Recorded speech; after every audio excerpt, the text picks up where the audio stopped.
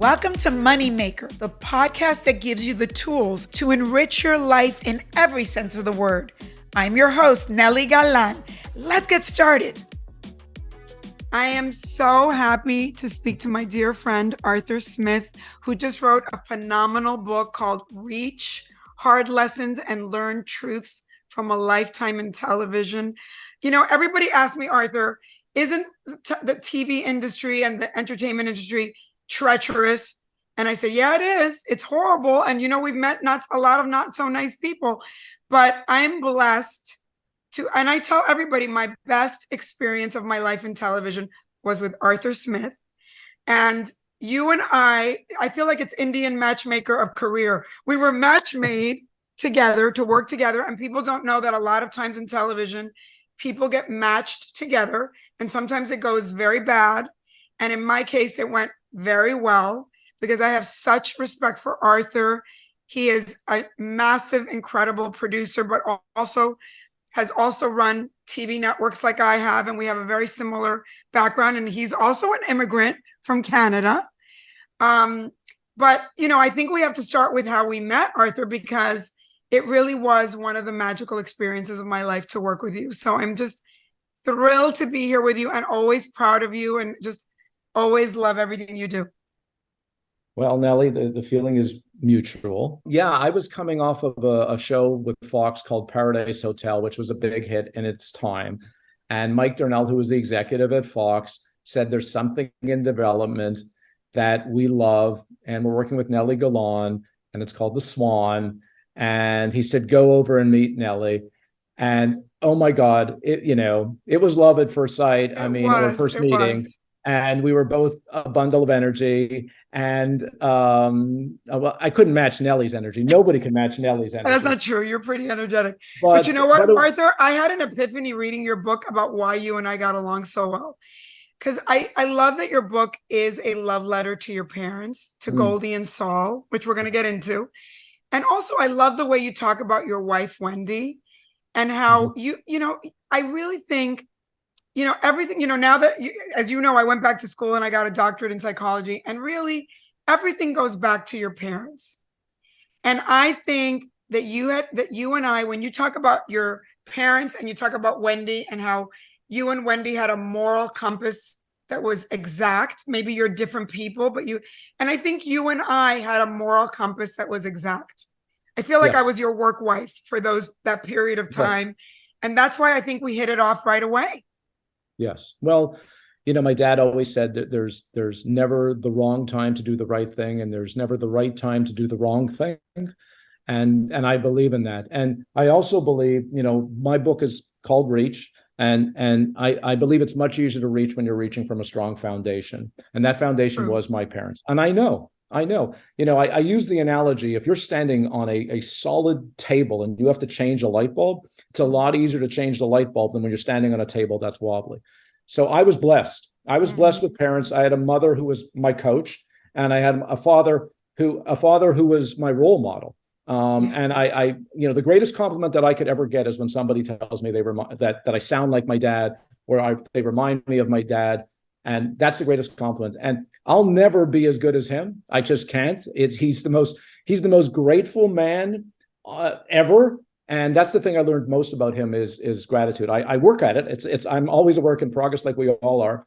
But Nely, it's funny, if I would go out for a sandwich with my father at a deli and he'd be eating the same sandwich, the exact same sandwich, for some reason his sandwich was so much better than mine.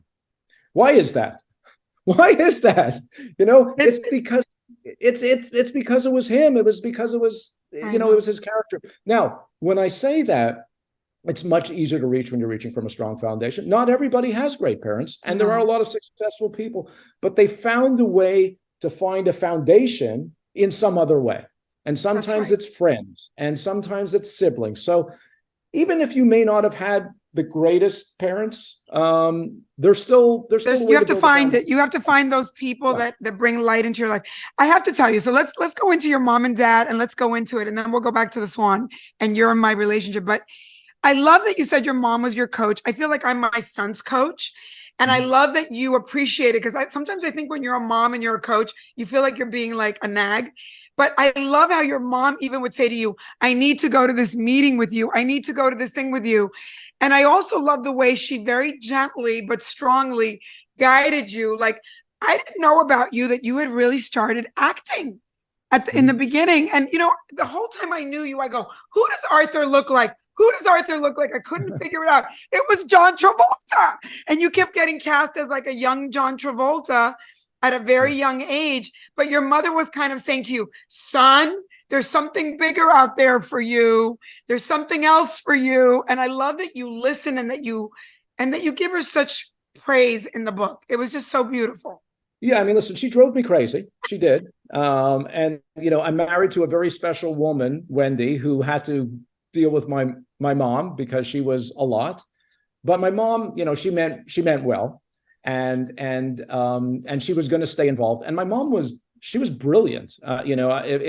If she had been born in another era, well, she may have been a Nely type. She may have been a CEO because she was just born in the wrong era. And I think a lot of the advice I got from her was like a CEO's mentality. So she was very good at guiding me. It kind of every time when I got my first part in a movie, the story. It's so crazy. Talk about a reach. I went out to be an extra in a movie, and I ended up getting pulled out of line, and I ended up reading for a part and screen tested, and I ended up getting a part. And I had never auditioned for a movie before, and here I was in my first movie role.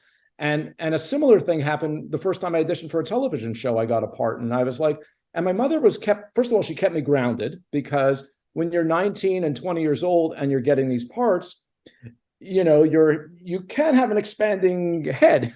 And she Yeah. was very good at saying, hey, listen, you're fortunate. Don't count on these things, that type of thing. She always brought me down to earth. I also had two sisters who did a good job of that as well.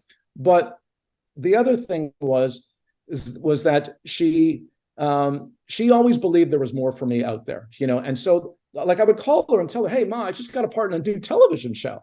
And she would go, that's great, son, but I think there's more for you out there. And the first time she said it to me, I was like, what? I'm not doing enough? I mean, like what does that mean?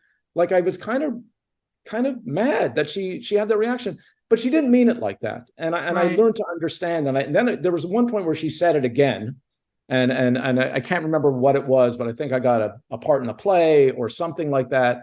And she said, no, when I say that, I just think that your career is not going to be just as a performer. You're going to be doing more. I think it's in your personality that you're going to be leading or doing something else. And she didn't really understand the business.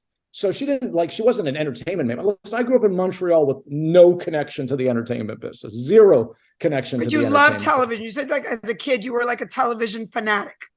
I was, I grew up as the shy, which I know this is going to be really hard for people to believe as I ramble on here, but I grew up as the shyest of shy kids. Like my parents worried about me. And something happened to me when I was 9 years old, and I talk about it in the book, and it changed my life. And it was a time where I had to reach and put myself out there, and I had no choice. And I learned that when you reach, you find out what you're capable of. When you reach, you realize the difference between a pipe dream and what you haven't dared to try just yet. That's right. And And I love that you talk about that in the so book. You talk a lot about like the fantasies that you have as a young person, and like, oh my God, this is so exciting to be an actor. But then that you also have to look at what are your hard skills. And you talked a lot about like connecting the dots, like you were always athletic as a kid. And then you got into television at first, like when you first got into the producing part of it, you got into the sports side of it, which was an area you really knew, and kind of yeah. being open, because I think a lot of kids get stuck. I want to be this. I want to be an actor. I want to be this. That if you love the whole industry, you're open to growing in it. And I think you talk about that a lot in the book, which I loved. Yeah, I mean, you know what? Every time I start something, I think I'm going to be doing it for a long time until I say, you know what, I want to try something else. And that's, I'm someone who's always reaching. That's just who I am. I finally found a place. The job that I have now, running my own company, is the longest job I've ever had, and it is that way because within the company, I can pretty much do any type of show: sports, entertainment, variety, comedy, whatever. And there's nowhere else for me to go. But it took a number of stops along the way. When I started at CBC, And I got this break. I was Well, let's producing and talk about that's a directing. Canadian broadcasting. Yes. So when I started there, which is a crazy story how I got the job, and you know what? It's funny how ignorance is bliss. If I knew more about how the business worked, it would have never happened, because I Right. would have said, "Oh, you don't do this." I literally stalked somebody, waited for them 5 hours outside their office until they came out of their office. I probably would get arrested today for what I Right. was doing. Right. And then I asked for 10 minutes of his time, and then it led to 90 minutes, and then it led to a bigger meeting. And then eventually I started producing and directing when I was 22, and I did the Olympics when I was 24, the LA Olympics, et cetera, et cetera. And then I became head of the sports division, which was complete lunacy. But when I started at CBC, I said, "Oh, I'm in. This is my career. I'm going to be here for the next 30, 40 years. This is it." And then when I got to be head of CBC Sports, I said, "Oh my God, this was a job I wanted to retire in." And then I just realized, television is my first love. And as a shy kid, I will tell you that television kept me company. It did.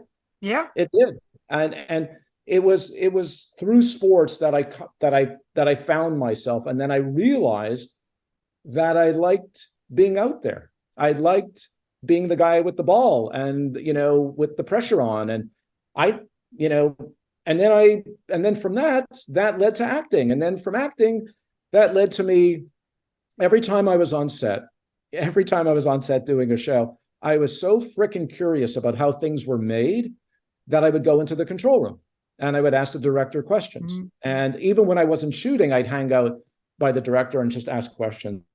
And I started to have this fascination with the whole thing, how it's all done. And I guess Mom was right, because there was Mom was right. But I love also that you tell some really good stories about how you got, like, sometimes you got too big for your britches. Oh, like, yeah. I love the story where you were going to CBS in New York, and your boss's wife was the airline stewardess and caught you going on an interview. And then you go to CBS and the guy kind of blew you off. Tell that story. Well, I was 25 years old. I was coming off the LA Olympics. Yes, my head was swelling. And I said, you know what? I can do anything. And I said, the next thing for me is going to CBS in New York. And I know there's a guy who's relatively young. I wasn't relatively young. I was young. But anyhow, and I managed to get a meeting with him. It was Canada Day. So I figured maybe this is the gift. July 1st is Canada Day. And I flew to New York and I get on the plane, and Nely just pointed out the stewardess was my boss's wife. I mean, of all the possible flights. And she says to me, "Oh, hi, Arthur, you're going to New York?" I said, "Oh, yeah. And you brought some tapes." And you get a bag full of tapes, because back then we used to bring our tapes. Yes. And so I said, "Yeah, I'm going to be showing it to some friends of mine." And I don't know. I was like, "Oh God, there's no way she believes this. She knows I'm going to CBS," because everybody knew I was ambitious. And so anyway, I go to the meeting. I have the meeting with this guy, Terry O'Neill. I'll never forget him. And we're doing the interview, and I thought the meeting went really well. And he said, "Listen, I don't have any openings now, but I'll be in touch if anything." And I get to the elevator, and then I realize I have the bag of tapes. I have the bag of tapes with me. And I go, "I never left the tapes." So I said, "You know what? I'll just go back into his office. I'll just bring the tapes back." And I go back to his office, and he's not there. So I said, "Okay, I'll just leave the tapes on the desk." And I put the tapes on the desk, and I'm looking around to write a note. And then I see my resume in the garbage, in the trash. Like the worst. It was like, I was like the worst feeling. So me being me, I took the friggin' resume out of the garbage. I put it back on his desk, and I write this note: "Nice meeting you, Terry." And I went, "What a jerk." But you know what? I wasn't ready. And I think it's important for also young people to hear that, because not everything goes well. I mean, not to go backwards, but you also, on a movie set, they told you, "Could you ride a motorcycle? Could you like, in other words, we all BS and say we can do things before we can do it, and then you get caught sometimes. I want to talk about your Dick Clark story. So I don't know if everybody listening knows who Dick Clark is, but Dick Clark is the biggest icon of our business, who was I mean, I also have great stories with Dick Clark. He was a wonderful, incredible man who owned TV pretty much. And, everybody knows him from Dick Clark's New Year's Eve. You got a meeting with Dick Clark. Tell what happened with your mother and everything. So, yeah, it's funny, but you know how the CBS throwing in the garbage thing, when something like that happens to you, yes, I was upset and yes, I was depressed, but sometimes it takes a year or two to figure out why it happened to you. Right. And clearly, had had I got the job at CBS, I would have never become head of CBC Sports. I would have never moved to LA. I would have never met Dick Clark and all these wonderful things. I did 2 more Olympic Games after that. So, but at the time, it was so. So when I become head of CBC Sports, I start getting that feeling like I need to do something else. And I was so fortunate to have this career in sports and pack it in such a short amount of time that I started thinking about what else is out there for me. And I thought about who do I admire? And I always had my eye on Dick Clark. And Dick Clark was an amazing on-camera host, but he was also an amazing entrepreneur. Mm-hmm. And I said, geez, I got to reach out to him. And it's funny, I only wrote 1 letter. I didn't write letters to Aaron Spelling and this person and that person. I wrote 1 letter. I believe that, sometimes when you narrow your focus, you have a better chance of hitting the target. Mm-hmm. I don't believe in sending out 100 resumes. I don't. I tell kids, don't do that. Mm-mm. Pick the place you want to work and do your research and get in there. Keep going. Yeah. So once again, ignorance is bliss. I didn't know how LA worked. I certainly didn't know how to get to Dick Clark. So I wrote him a letter. I think it was a pretty good letter because he wrote me a letter back and he said, I want to meet with you. And that was it. I told him of what happened to me at CBC and everything else like that. Anyhow, I go to meet with Dick and I call my mom because I called her anytime something good or bad happened to me, I called her and she said, I'm coming with. Like that. And I said, okay. And I said, well, I'm in Toronto. She lives in Montreal. She says, I'll fly to Toronto. We'll fly together. We're going to go and whatever. And I said, okay. And it was like, here I was, Nely. I was the head of CBC Sports. I had, 700 people who worked for me. I was head of an Olympic delegation. And my mommy was coming with me to LA. So whatever, and by the way, it wasn't weird. And you know what? And I wasn't embarrassed by it. And I'm not even embarrassed to tell the story because it's a great story. It was, so she came with me to LA and I had this meeting with Dick Clark and it was like at 10 o'clock in the morning. And I said, hey mom, listen, enjoy LA. I appreciate you coming with me. Go to Beverly Hills, go to Century City, go to Santa Monica, do whatever you want. I will be back in a few hours. She goes, no. I cannot be having a good time with you meeting with Dick Clark and whatever. And I said, I understand. Yes, mom. I understand there's a hotel nearby. And do you just put me at the hotel and I will wait for you. It's a Sheraton Universal. You go to Burbank. I'll wait at the Sheraton Universal. And I said, well, what are you going to do? She goes, I'll just sit here. And I said, okay. So I go and have my meeting with Dick Clark. I'll come back to the meeting with Dick Clark in a second. But after the meeting with Dick Clark, I go back there and she's sitting in the same spot. And I go, what have you been doing? I've been gone for 3 hours. She says, I've been holding my Jewish star. I've been waiting for you. I've been praying. How did it go? I said, Mom, it went well. She goes, oh, okay. I bring you good luck, right? I said, yes, you bring me good luck. So how could you not love somebody like that? Come on. Of course. She was special. But Nely, I was her favorite. I really was her favorite. I have 2 sisters that I'm sorry. I mean, what everybody doesn't know about you is I think this is your success. You're surrounded by women that love you. You have your 2 sisters, your mother, your wife, and your 2 daughters. You have a lot of women, and then you work with a lot of women in television. I mean, what can I tell you? You're very blessed. Well, you know what? I'm an emotional mushball, and the way every show that we do, American Ninja Warrior and all the other stuff and all the Olympic Games and all the things that I do. And even when we did the Swan, right? It's all about heart. It's all about television that makes you feel something. That's the only right. TV I want to do. That's the only, right. And maybe that's because I was brought up by women and had women around me and 2 older sisters, 2 daughters.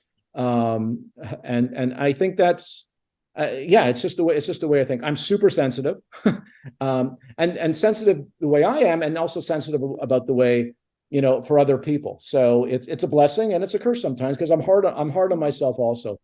But the meeting with this, I think putting the dots together, being an actor in the beginning, which I didn't know until I read your book, helps you because you've worked with so many celebrities. Like you talk in the book about working with The Rock and working with Marlon Brando and all the celebrities you've had to handle with all the shows, which we know is not easy, right? Yep. And so how did that, and also Dick Clark and all the celebrities you worked with through that, how do you deal with all that? And I know because I've Well, worked with you, you're very even keeled though. You are. well, I think that's part of it. I think that's part of it. It's like, when the actors, they're vulnerable. They're vulnerable. They're putting themselves out there, and in today's world, they're even more vulnerable because any wrong move can kill your career. So I respect that and I appreciate that. So I protect them and I try to be very even. I work with Gordon Ramsay, and right from the very beginning, Gordon Ramsay he wasn't sure about me because we started having a conversation in our first meeting, and in Gordon's charming way, he says, "You know absolutely nothing about food." Now there was a few F-bombs inserted in there. I'm leaving them out. Yeah. And I said, "No, but I know a lot about making television." Yeah. And then he gave me a high five. Yeah. And then I said to him, I said, "Listen, everything that we're going to do in this show is going to be purposeful. Everything is about, you tell me what are the qualities that you're looking for in a great chef. I will create the showmanship around it. Mm-hmm. I will understand your world." And eventually, I became a foodie. I wasn't a foodie then, but I became a foodie and I learned a lot. But I've held true to the promise. And, we're in our 22nd season of the show, and we all know what a big star Gordon Ramsay. When we did Hell's Kitchen in 2004, after I did the Swan, that was my run. It was Paradise Hotel, the Swan. And because of the success of the Swan and because of the success of Paradise Hotel, Fox called me again and said, "Hey, watch this tape of a chef." And I went, "A food show on network television?" I go, "That's never going to work." I said, "There's never been a successful food show on network television." Now, at the time, remember, this is 2004. Food is in a much different place now in America as it was in 2004. We've evolved as a nation in terms of what we eat and everything else like that. And no one knew who Gordon Ramsay was. He was a very famous Michelin star chef in the UK, but no one knew who he was in America. And I said, "Okay, I'll watch the tape." And I watched the tape, and Gordon was amazing. And I hated the show. I had thought the show was nothing, but I liked the title of the show, Hell's Kitchen. And I went to Fox and I told them about this idea of a competition show, and we're going to build a restaurant and 2 kitchens and 80 cameras. And, they went for it. I had a very supportive executive and your mutual friend, Mike Darnell, who said, I get it. And the rest is. Well, I think there's another story there in Fox that's important to tell for young people. You first went to Fox because they called you before you did any of these shows. They called you because of your sports background, because they were starting Fox Sports. Yeah. And you went in there and you helped them build Fox Sports. Yeah. And I think where you and I have had a similar, and I think people need to hear this, everybody wants to be an entrepreneur now, but they don't realize, like, you first have to work for other people and learn how to do it for other people on their dime. And then make sure you're so good that when you leave, like when you left Fox, they gave you shows. They gave you your first shows. And that's in today's world, that's called supplier diversity. But what it is that you don't want to leave a client. You want them to become your client. The people you work for, you want to turn them into your client. And you've done that over and over again. That's the right business move. Yeah, like I said, I never planned every move. I never planned to go back to sports. When I moved to LA to work with Dick Clark, I thought I was going to be with Dick Clark for the next 25, 30 years. It turned out to be 4 years. But I learned a lot from Dick, and I learned a lot about how to run a business from Dick. A lot of it, I wasn't thinking about starting a company when I was at Dick Clark. I was just thinking about what my next move was going to be. And I was taking all this in. I mean, listen, every job that I had, and Nely, you got it, and you kind of alluded to that, but every job that I had, running CBC Sports, being a producer, being an actor, working with Dick Clark, launching Fox Sports networks all over the place, all those things prepared me for starting my company. But like I said, when I moved to LA, Fox barely existed, and I never thought about going back to sports. But Fox got the rights to football, and I was at Universal at the time, which was the shortest job I've ever had. And Fox asked me to come back to sports, and my first reaction was no. I made the transition out of sports into entertainment. I don't want to go back, because we all get typecast and everything like that. And I don't believe in typecasting, but I believe good people can do anything. And I know you do as well. And Nely, you're an example of that, because you can do anything. So I went to a meeting. They just had the rights to football. And then I said, what's your plan? And they said, oh, we're about to take over. I said, what does that mean? Well, we're going to launch networks. We're going to do this and this and this and this. And I said, well, what will I do? And they said, well, we're talking about you being head of programming, production, and news. And I said, oh, you're offering me the job? They said, no, not yet. We're interviewing you. Relax. So, but eventually they offered me the job. And the deal that I made was because I love production so much that I said, I need to be executive producer of stuff. And they go, it's your network, do what you want. And I was the executive producer of baseball and college football. And I was really happy I had the second chance at sports, because the first time I worked in sports, I was so young that I didn't fully appreciate it. And so yeah, it was amazing. We launched 22 sports networks. It was kind of crazy. And you also got to do the show that you love the most, which was your golf championship show around the world with your dad, and get your dad involved. Yeah. While I was at Dick Clark, which was highly unusual for Dick to do a sporting. She goes, Dick didn't know anything about sports, nothing. And by the way, Dick didn't have a hobby. He certainly didn't play golf. I mean, Dick's hobby was his work, and work was his hobby. I mean, it was just he was all about the work, and he loved it so. So yeah, when I moved to California, I started to play golf and fell in love with the game of golf, and I came up with this crazy idea of playing one hole at 18 of the greatest courses in America. And golf is the only sport where the playing field is different. And you can imagine if you took the 18th at Pebble and you took the Island Green in Florida and you created this magical course. And I went to tell Dick the idea, and he said, that's the stupidest idea I've ever heard. And I said, you don't play golf? And he goes, can we make money? And I go, I think so. And eventually we did it. But what Nely was talking about was, my dad loved to play. My dad was a golfer. And I was telling him about the show. And there was a lot of twists and turns where this show shouldn't have happened. Talk about keep reaching, which I kept doing and kept believing in it. And it took a couple of years to get it going. And I had a whole bunch of issues with the PGA Tour, who have a lot of issues right now. I'm not going to get into that. But anyhow, but the best was my dad came with me on the trip. And my dad got more as much screen time as the golfers, because I made him the head marshal. So he's standing behind the players with the quiet please signs, and he's in every shot. And my dad was on Entertainment Tonight. I mean, it was crazy, but it was special. It was a special time, and it was 4 days of shooting. It took 2 years to plan, but it was amazing. And the thing was, my dad, who passed away in 2017 at 94, the last month of his life, he was in the hospital. And I went up to Montreal and once I knew he was, I never left. I was in Montreal for a month, and I was with him every day. Geez, I got to get emotional. I was with him every day. And, there were days that were bad days. And I would say, Dad, do you remember the grade 18? I said, do you remember when we were at Pebble Beach?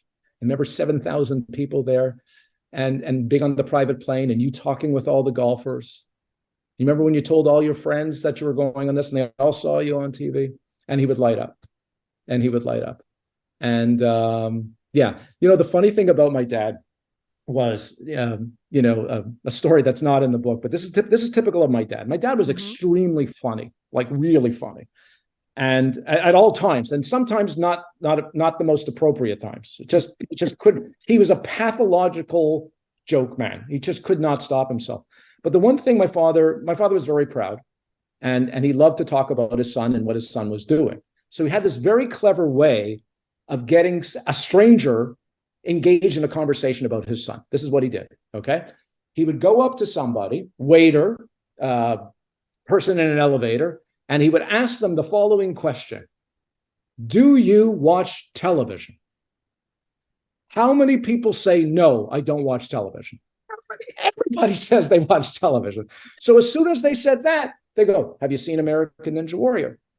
Oh, have you seen Hell's Kitchen? Have you seen the Olympics? Have you seen this? So it was quite brilliant, actually, because he knew how to engage in a conversation. And anyhow, that was typical of my dad. Hold on. Moneymaker will be right back.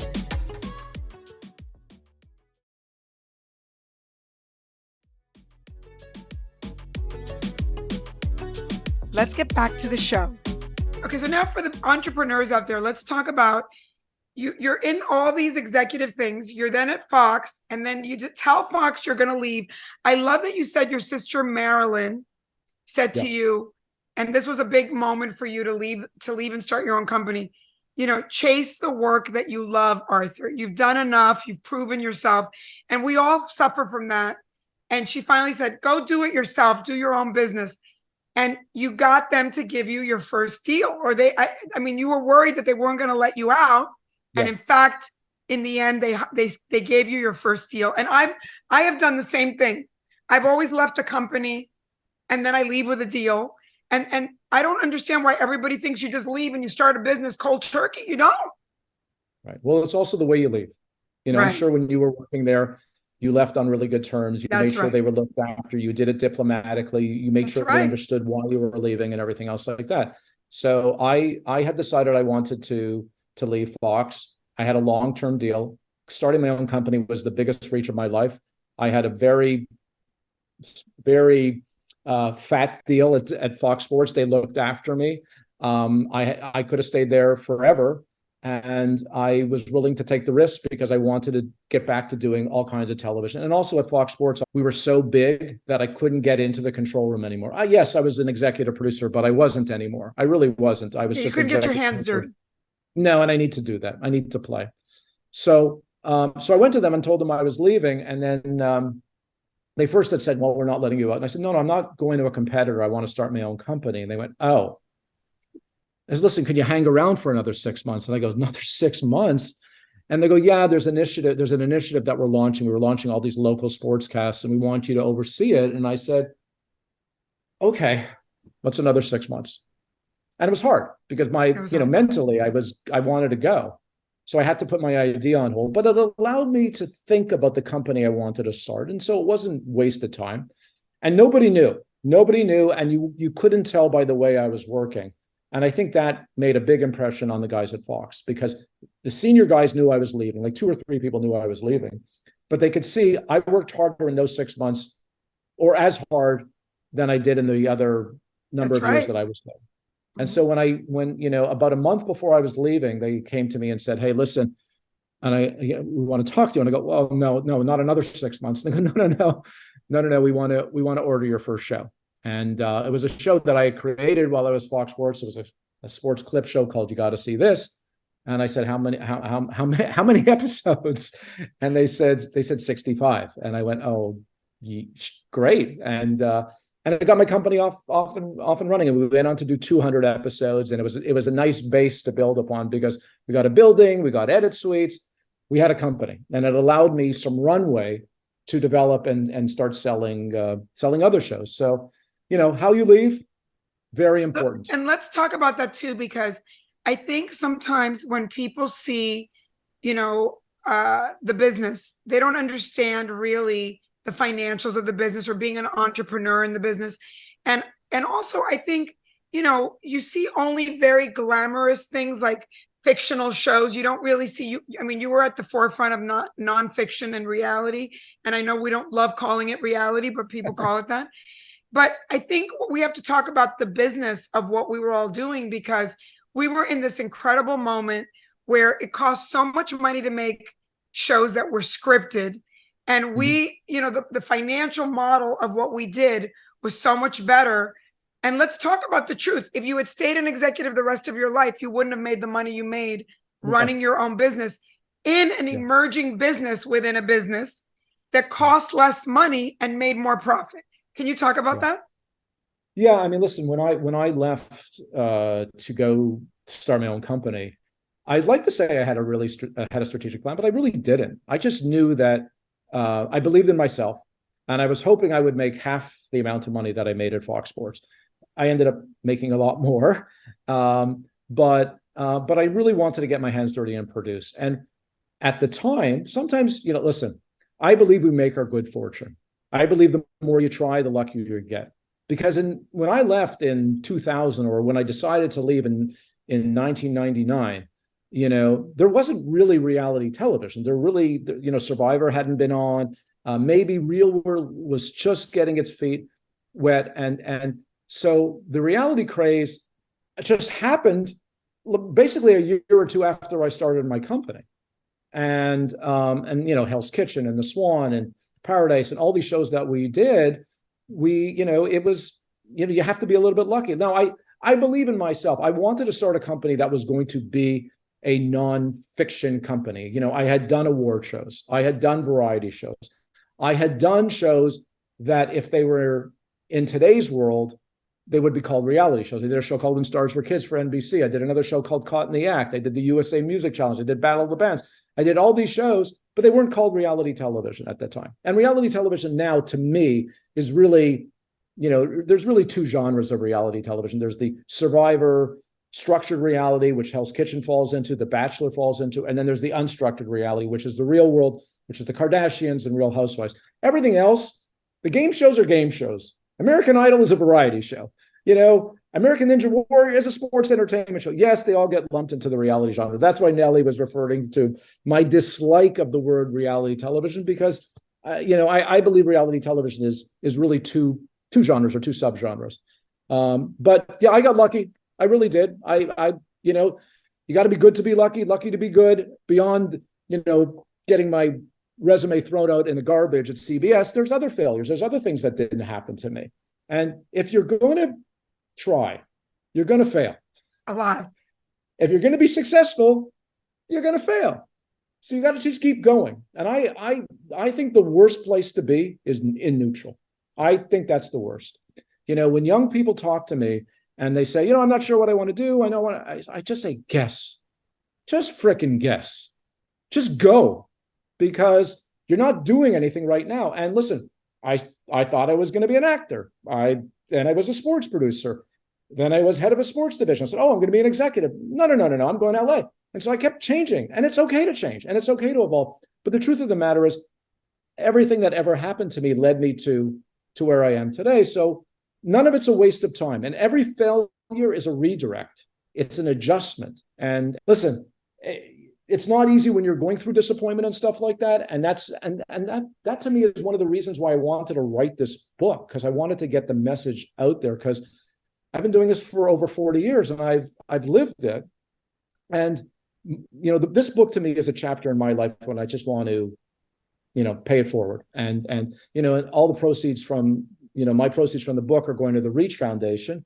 The Reach Foundation is something I set up as soon as I got my advance from the publisher. I threw it into the foundation, and basically the foundation gives money to half a dozen charities, all who lift people up in some way so they can reach in their own life. And I realized I get so much pleasure out of mentoring, and I had so much fun writing the book, to be honest with you. It was never work. It's funny, Nely. I had been subconsciously writing the book for 5 years in my head. I made a resolution. I actually wrote it in my phone in 2014 that I was going to write a book. And then I got busy, and then I didn't. And then there was one rainy weekend. I sat down, and I was in this office where I am right now, this home office, and I started to write. And it was a Saturday morning, and I started to write, and I couldn't stop writing. I slept 2 hours Saturday night into Sunday night. I slept in this room. I did not leave the room. And just to paint a picture of this, I came out of, the movie Back to the Future? Yeah. And Christopher Lloyd? Yeah. That's what I look like. That's what I look like. I look like couldn't look like Christopher Lloyd if you tried, dude. I know, but the point was my hair was standing up. I was unshaven. And Wendy thought I was out. Wendy, my wife, she thought I was out of my mind. And she goes, what have you been doing? I said, I just wrote 85 pages. She goes, of what? And I go, let me read it to you. And she goes, what is this? I go, I think it's a book. And she goes, it's good. And I said, is it really good? So anyhow, and then it took me another few months. It hardly took me any time to write the book, because it was just building inside of me. It was just building inside of me. And I had this, this mission about the power of reach. And that's what I want to get out there. One last question, because it's important, is how about the business today? It's so changed with the streamers. You're in the middle of a strike, which is good for people like us, but it's a different place, and the money's different, and everything is different. How would you categorize what's going on right now? Well, on the plus side, it's the golden age of content. There's television is so much better than the movies, and we're seeing such unbelievable content in limited series. And there was a time, there was a time in years past, certainly in the 80s, the 90s, and even the early 2000s, where sometimes something was in and something was out. Like game shows were in, documentaries are in, now everything's in. Everything's in. And there's just so many places to place your programming, and that's amazing. So that's the good news. The hard part is that it's harder to have the big, massive primetime hit. I don't know if there's going to be another show like Hell's Kitchen that runs for 22 seasons. I think that's going to be highly unlikely. I just don't see it. And streamers, as we know, a long-running show on a streamer is 3 or 4 years. It's 5 is really unusual, because once they have you on their platform, they've kind of got the heat from your show, and then it lives there forever. They don't necessarily need to do 20 seasons. So, it's changed. And, we dance to the music that's playing, right? So when it changes, we change and we evolve, and we find different ways to make money, and we find different ways to evolve ourselves. And the big thing about, being a successful producer entrepreneur is really understanding the needs of your buyer. It's like any business, right? You just have to understand, when we pitch a show to Netflix, we know that it has to have a story arc. We know that it has to have something that hooks you from episode to episode, because Netflix, the whole thing about being a success on Netflix is completion. It's not about, I got this amount of people to watch my show. It's about how many people completed watching the show. That's the number that they're focused on. So we have to make sure that whatever we're doing has to have real hook from one episode to another. Right. When we're doing a broadcast network television show, because it's so hard to get a big number on broadcast, we have to have something so good and so broad and so compelling that people will wait a week for it to come back. And that's another challenge. So everybody has their own thing. And I think, like I said, it's really knowing your customer in any business, and you just continue to evolve. And I hope they solve this writer strike soon. Yes, being an especially in the middle of AI coming out, it's not a good idea. Yeah, I mean, you know what, listen, I'm sure there are people who do what we do who might say, "Oh, it's great, I'm going to get more work out of it." But I'll tell you what, you may get another show now, but you'll get one less show later. So, like, what's the difference? And listen, I just don't like the lack of harmony in the community. I think it's bad. I don't like all the people out of work and the impact that it's having. But you know what? I feel for the writers. I really do. I'm a member of the Writers Guild. So, but I feel for the writers, because the industry has changed so much that it's hurt the ability for writers to make money. Smaller episode orders on Netflix, 6 episodes, 8 episodes. Remember when everything was 22 episodes? And the lack of back end, because when you work with a global streamer, they own global rights.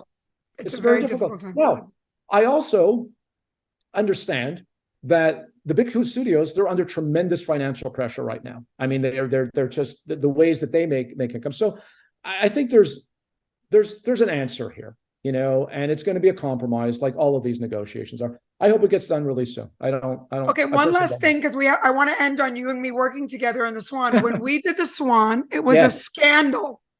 Yes. And I don't know if you remember that 2 days before the Swan came out, Mike Darnell, our mutual friend, came in and did a re-edit that was more scandalous. And I was crying. And he said, "Are you crazy? You've got a hit on your hands." And and he was right. But now so much time has passed. And how do you feel about today? Everything is politically correct. I don't know. Is that leaving? Or can we come back and do shows that are scandalous? Or is everything have to be politically correct? How do you feel about that? Well, it's difficult. It's difficult, I'm even scared to talk about it, because you never know what you're going to step into. Yeah. But there is such a sensitivity right now that it is a little bit overbearing, and it does affect your creative process. I still think there's opportunities to get out there a little bit and put yourself out on a limb, but you got to be careful. Yeah, you got to be careful. I think, listen, if you're going to take a chance and do something a little risque, I know this sounds oversimplified, but it just needs to be balanced. If it's balanced, you probably can get away with it, if that makes any sense. Well, I am just so thrilled, Arthur, to see you and to talk to you again. I am such a fan of yours, and I have so much respect for you. And I'm just thrilled that this book is available for anybody that is even interested in this business. You give them an incredible playbook of how to think, not in a linear way, but in that the puzzle of your life will reveal itself slowly. That's what I got out of it. And that you just have to hang in there and stay the course, and everything works out. Everything works out. Everything's meant to be. The more you try, the luckier you get. Nely, you're amazing. I was so looking forward, and I know it took a minute for us to get this set up, but it's amazing to see you. It's amazing to talk to you. I have so many fond memories. I know. I mean, yeah, you're special, and I thank you for allowing me to ramble on like I do. No, por favor. I love every minute of it. Thank you so much. Moneymaker is a production of Money News Network. Moneymaker is written and hosted by me, Nely Galan. Our executive producer is Morgan Lavoie. Thanks for listening. See you next time.